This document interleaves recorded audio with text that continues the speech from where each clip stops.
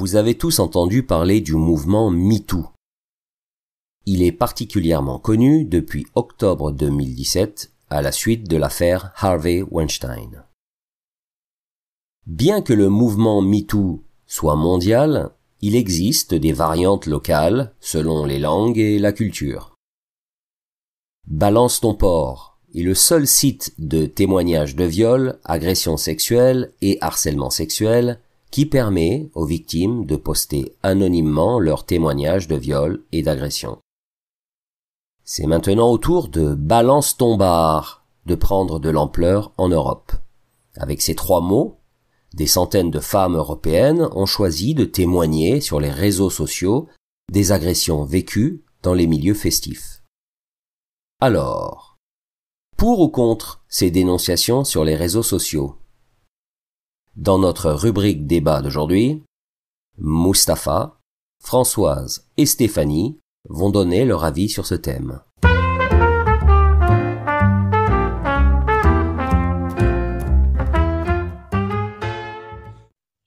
Bonjour, je m'appelle Mustapha.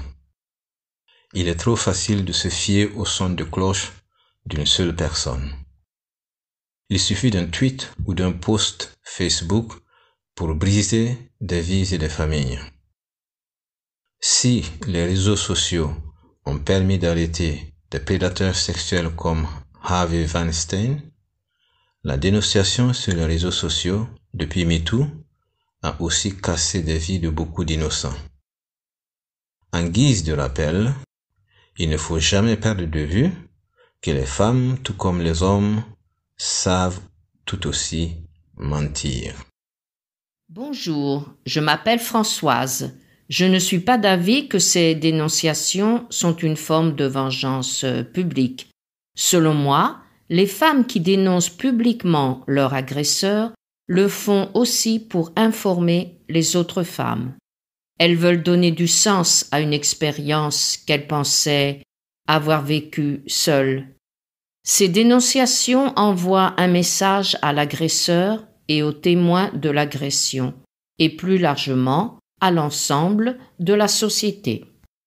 Bonjour, je m'appelle Stéphanie. Les internautes deviennent des justiciers. Je me souviens de cette histoire où un internaute a réussi à trouver les prénoms et l'adresse de 2 violeurs.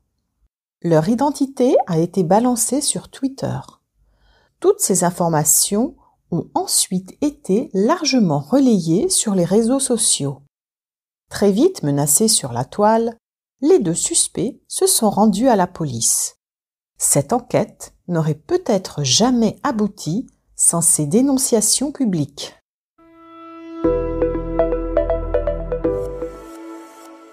Les mouvements dénonçant harcèlement, injustice et abus de pouvoir n'ont jamais été aussi nombreux sur les réseaux sociaux.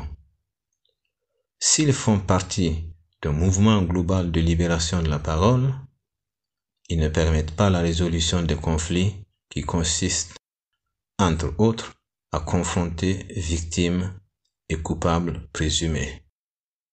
Après, je comprends tout à fait qu'il puisse y avoir des abus. Quand on voit apparaître son nom sur une liste qui circule sur les médias sociaux, alors qu'on est innocent, ça peut vous rendre furieux. Votre nom est affiché publiquement et votre vie peut s'effondrer.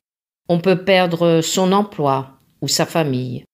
Ces personnes vivent dans la crainte que leur réputation soit anéantie sans pouvoir se défendre. Donc, oui, je suis vraiment partagée. Pourquoi choisir les réseaux sociaux plutôt que d'aller à la police directement? C'est probablement plus facile sur ces plateformes, car les victimes se sentent moins seules. En faisant ça sur Instagram, tu vois que tu n'es pas seul et que c'est arrivé à d'autres. La police ne peut souvent rien faire s'il n'y a pas de preuves. Il y a aussi tout un tas de questions des avocats et des policiers qui peuvent être intimidantes.